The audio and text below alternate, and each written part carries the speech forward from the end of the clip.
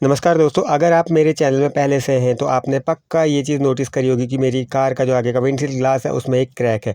तो इस क्रैक को का अब काम कराने का टाइम आ गया। किस तरीके से मैं आपको बता देता हूँ। देखिए, जो इसमें यहाँ पर एक क्रैक था, एक छोटा-सा कोई पत्थर पड़ा होगा, उसके बाद ये क्रैक यहाँ पर बिल्डअप हो और फिर वो फैलता ही है। लेकिन सच में बोलूँ तो मुझे इस क्रैक से कोई दिक्कत नहीं है और मैं इस ग्लास को इसलिए भी चेंज नहीं करा रहा था क्योंकि ये गाड़ी के साथ का ही है ना, जबकि गाड़ी का मैन्युफैक्चरिंग ईयर है। बट जो इसमें मेन इश्यू है वो ये है कि ओवर द टाइम इस ग्लास में बहुत ज़्यादा स्क्रैचेस पड़ गए।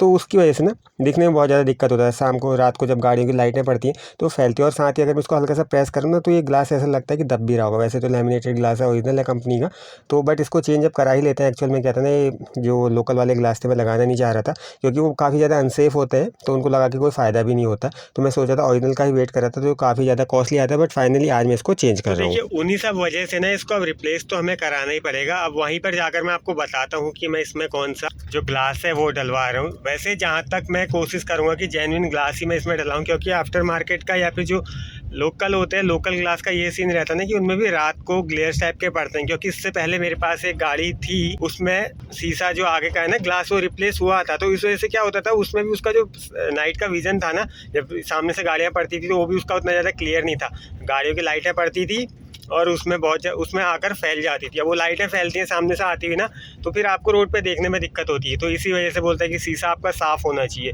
अब शीशे में ऐसे स्क्रैच होंगे या फिर वो डैमेज होगा, क्रैक्स होंगे, तो फिर कहाँ ही आपको विजन आपका अच्छा होगा। तो ठीक है, मैं आपको वहीं पर सर्विस सेंटर पे जाके मिलता हूँ कि इसमें मैं कौन सा वाला शीशा डलवा रहा हूँ। ठीक है, तो सर्विस सेंटर में पहुँच चुका हूँ और जो सबसे इंपॉर्टेंट चीज़ होती है ना ग्लास निकालने से पहले, वो होता है जो काउल होता है आगे का, वेंट ग्रिल भी बोलते हैं इसको, वो निकालना और साथ ही वाइपर्स को विद आर्म पूरा निकाल लें। ठीक है, अब जो प्रोसेस है वो होगी, इसमें जो मोल्डिंग है, मोल्डिंग हटाने की ओल्ड वाली को, और ओल्ड मोल्डिंग हटाने के बाद स्टार्ट होती है बहुत ज़्यादा इंपॉर्टेंट प्रोसेस, जो होती है जो सीलेंट होता है ना उसको काटने की। मैं सीलेंट काटने की बात इसलिए कर रहा हूँ, देखिए ग्लास को कार के साथ यहाँ पर चिपकाता सीलेंट ही है, तो सीलेंट को ही इसको काटा जा रहा है। किससे? एक पतले वायर से। ठीक है, तो इसको इस तरीके से काटा जाता है जिससे कि जो सीलेंट है वो ग्लास से हट जाए बीच में। सोचिए कितना ज़्यादा इंपॉर्टेंट और मजबूत चीज़ होती होगी सीलेंट, जो कि सूखने में काफ़ी टाइम लेता है लेकिन होल्ड भी काफ़ी अच्छी तरीके से करता है। ठीक है, तो जब इसको पूरी तरीके से काट लेंगे यहाँ पर इस वायर की हेल्प से, पहले पतली वायर चाहिए होती है, ठीक है, दोनों साइड से अगर अंदर से एक सपोर्ट लगा दें, देखिए, जिससे कि डैशबोर्ड ना डैमेज हो। अब यहाँ पर ग्लास कट गया और एक चीज़ मैं आपको दिखाऊं,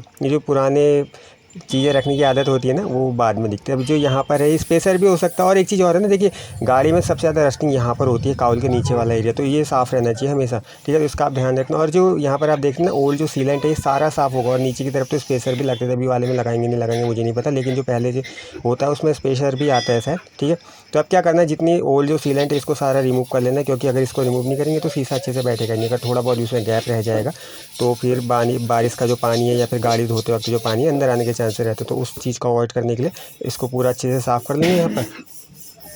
उसके बाद जो नया सीलेंट है वो इसमें इंस्टॉल करेंगे। ठीक है, तो नया सीलेंट लगाने से पहले इसको साफ़ करना बहुत ज़्यादा ज़रूरी होता है। साफ़ हो गया। अब एक चीज़ है ना, देखिए, ये जो याली जो इसकी वेंट है ये कभी साफ़ नहीं की जाती है, जो आगे जो फ्रंट वाली होती है फॉग हटाने वाली। ठीक है, तो इसमें भी मैं क्या करता हूँ, यहाँ पर मैं जो स्प्रे वो होता है, जो क्या बोलते हैं उसको, मैं नाम भूल जाता हूँ बार बार, ये प्रेशर होती है, जो एयर होती है, वो यहाँ पर पड़वा लेता हूँ। उससे क्या होगा ना, इसके अंदर जितनी भी ज़्यादा तो नहीं हटा पाएगा बट काफ़ी हद तक ये हटा लेगा। ठीक है, और सेम चीज़ मैं करवाऊँगा ग्रिल पे भी, जितनी भी इसके अंदर डस्ट होगी वो सारी चीज़ें हट जाएंगी।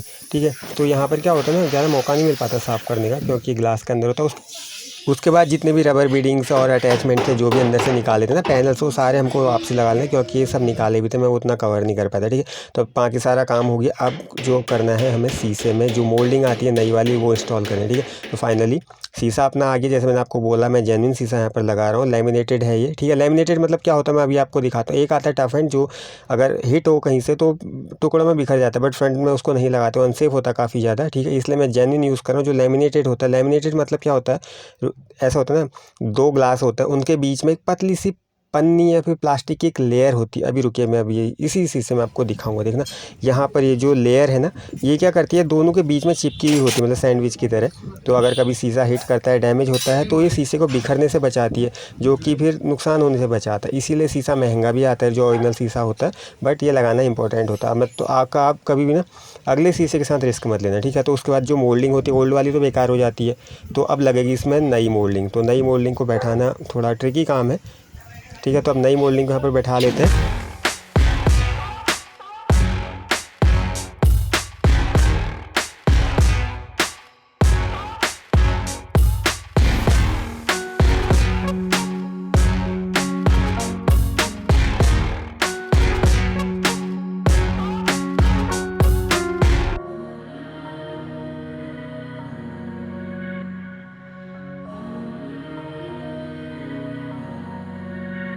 तो एक साइड से तो बैठ गई है, ठीक है। अब सेम वैसे ही देखिए यहाँ पर बैठ गई है ना मोल्डिंग अच्छे से।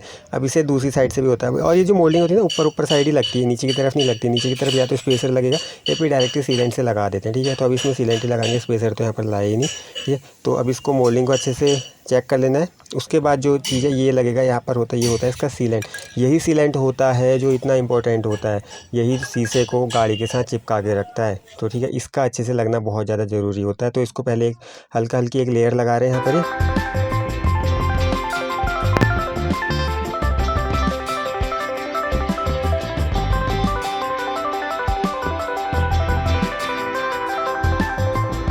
इस लेयर के बाद फाइनली जो सीलेंट वाली गन होती है उसमें इसको इंस्टॉल करके वापसी लगा रहे हैं। और एक चीज़ ये बहुत ज़्यादा इंपॉर्टेंट प्रोसेस होती है, इसका आप ध्यान रखना, अदरवाइज़ ना लीकेज का चांस रहता है, ठीक है।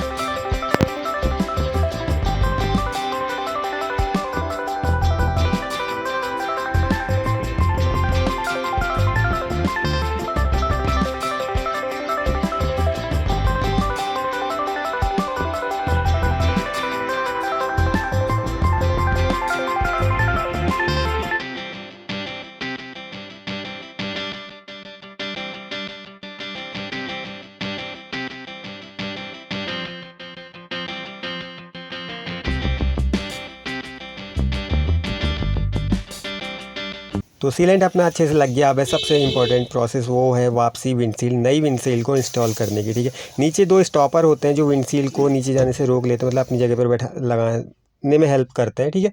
तो ये लग जाएगी, अच्छे से उसको बैठा लेना होता है, मतलब अच्छे से बैठा लेंगे। उसके बाद जो मेन जो काउल होती है वो काउल लग जाएगा। काउल लगाने के बाद काउल अच्छे से फिक्स हो जाएगा। उसके बाद वाइपर लगते हैं, वाइपर आपको अच्छे से अलाइन कर लेना, अदरवाइज वो आधे आधे शीशे पे चलते, ठीक है। फिर वो एक बार टाइट हो जाएंगे। उसके बाद जो चीज़ आ जाती है, वाइपर टाइट होने के बाद शीशे को ना किसी आप रस्सी से किसी गुटकों के साथ अच्छे से टाइटली बैठा देते हैं, जो उनको अच्छे से पकड़े रखे, ठीक है। अदरवाइज़ क्या होगा, शीशा अपनी जगह से हट जाएगा। ये ज़रूरी होता है, कई लोग टेप से भी चिपकाते हैं, ठीक है। तो इस तरीके से ये हो गया। अब इसको ऐसी तरह यहाँ पर रखे रहना काफ़ी देर तक, जितना सूखने को टाइम मिल जाए उतना ज़्यादा अच्छा रहता है यहाँ पर, ठीक है। तो ये एक सपोर्ट के लिए होता है शीशे के लिए, और साथ ही जितने भी सीलेंट के चूरे होते हैं ना वो गाड़ी के अंदर आ जाते हैं, तो उसके लिए यहाँ पर मैं इसमें वैक्यूम से साफ़ भी करवा लेता हूँ, ठीक है। देखिए शीशा तो फिट हो गया ना, अपनी विंडशील्ड तो फिट हो गई है, लेकिन उसको सूखने के लिए जो उसमें सीलेंट लगता है ना, उसे काफ़ी ज़्यादा टाइम लगता है। तो वो तो मुझे यही बोल रहे थे कि इधर ही छोड़ दो, लेकिन मुझे घर जाना था। तो अब मैं इसको घर को तो ले जा रहा हूँ, लेकिन मैंने इसे 1-1.5 घंटे से ज़्यादा वहाँ पर रहने दिया। उन्होंने 1 घंटा बोला था, मैंने 1-1.5 घंटे से ज़्यादा रहने दिया। कायदे से और ज़्यादा रहने देना चाहिए उसको, लेकिन फिर भी अपने रिस्क पे ले जा रहा हूँ क्योंकि जाना भी ज़रूरी है ना। तो अभी क्या सीन है, इसको इसी तरीके से मतलब बहुत हल्के ले जाना उन्होंने बोला है मुझे, कि बिल्कुल भी झटके ना लगने पाए। अब देखिए रोडों का तो सीन ये रहता है कि इतनी अच्छी कहीं पे मिलती नहीं, कहीं ना कहीं पे थोड़ा बहुत ख़राब तब भी मिलेगी, उससे भी बचाना है। अब देखिए रिस्क पे तो ले ही जा रहा हूँ मैं अपने, कोशिश करूँगा कि कम से कम गड्ढे खुदाऊँ। ये देखिए जैसे यहाँ पर एक गड्ढा मिल गया ना, अब इस गड्ढे से बचाने की कोशिश करनी है इसको, और बहुत आराम से ले जानी है। थोड़ा बहुत तेल ज़्यादा लग जाए लेकिन कोई नहीं, थोड़े हल्के दूसरे तीसरे चलूँगा, और इसको मतलब आराम से कोशिश करूँगा घर तक पहुँचाने की, ठीक है। और बाकी इसमें रस्सी यहाँ पर बंधी है, और ये छोटे छोटे गुटके भी लगे हैं सपोर्ट के लिए, जिससे कि ना जो शीशा है जल्दी सूख जाए। और इसको ओवरनाइट सुखाना है। नया जो शीशा है लगाने का एडवांटेज, जैसे पुराने वाले में बहुत ज़्यादा ग्लेयर पड़ी थी, सामने से कोई भी गाड़ी आती तो इतना ज़्यादा चमकता था, मतलब जो उसमें स्क्रैचेस थे वो तो चमकते ही चमकते थे। और साथ ही जो वो पुराना हो गया था ना, तो धीरे धीरे उसमें ऐसे स्क्रैचेस थे जो दिखते नहीं थे, मतलब नॉर्मली विजिबल नहीं होते, लेकिन जो लाइट पड़ती थी तब बहुत ज़्यादा विजिबल हुआ करते थे, तो उनसे भी बहुत ज़्यादा दिक्कत होती थी। तो शीशा मैंने कितने का लगाया, क्या मुझे बिल आया है, सब कुछ मैं आपको दिखाऊंगा, ठीक है। बिल मेरे पास पड़ा है। और जो मैंने शीशा लगाया है, मतलब जो विंडशील्ड ग्लास मैंने लगाया है, वो मैंने जेन्युइन ही लगाया है मारुति सुजुकी का, ठीक है। जो मैंने आपको बोला कि लैमिनेटेड वाला है, टफ एंड वाला नहीं लगाया मैंने इसमें। तो फाइनली धीरे धीरे मैं गाड़ी को घर तक चला के ला गया। वैसे बहुत लंबा जाम था तो ज़्यादा तेज़ तो चला ही नहीं, पहले दूसरे गियर में ही आई है। इसको ओवरनाइट खड़ी करते हैं। तो ये नेक्स्ट डे है और अपडेट के लिए वीडियो बना रहा हूँ। तो अब मैं जा रहा हूँ, इसकी जो रस्सी है, ये जो इसमें गुटके लगा रखे हैं ना सपोर्ट के लिए, इसको खोलना है। अब इसको मैं खुद भी खोल लेता, लेकिन मेरे को उनकी जो रस्सी और जो गुटके हैं ना, ये वापसी करने हैं। तो मैंने सोचा थोड़ी देर और ये रह लेंगे, या फिर हो सकता है और झटके लगे तो वहाँ तक के लिए इसको रहने देता हूँ, वहीं पर जो सर्विस सेंटर है वहीं पर जाके इसको खुलवाऊँगा। तो देखिए फाइनली जो इसमें रस्सी थी जिससे बांधा था, ये वो भी निकाल लिया है। अब मतलब अपना शीशा बिल्कुल सेट है। तो आप कर लेते हैं इसकी फाइनल प्राइसिंग की बात। तो मैंने इसके लिए 5400 रुपये, जिसमें लेबर इंक्लूडेड है और साथ ही मोल्डिंग की प्राइस और सीलिंग की प्राइस और साथ ही विंडशील्ड ग्लास जो कि 3400 रुपये का जेन्युइन है वो भी इंक्लूडेड है। तो रेट बिल्कुल फेयर है। तो अगर आपको वीडियो अच्छी लगी तो आप वीडियो को लाइक और चैनल को सब्सक्राइब कर सकते हैं। मिलते हैं नेक्स्ट वीडियो में किसी और टॉपिक के साथ। तब तक के लिए बाय, टेक केयर।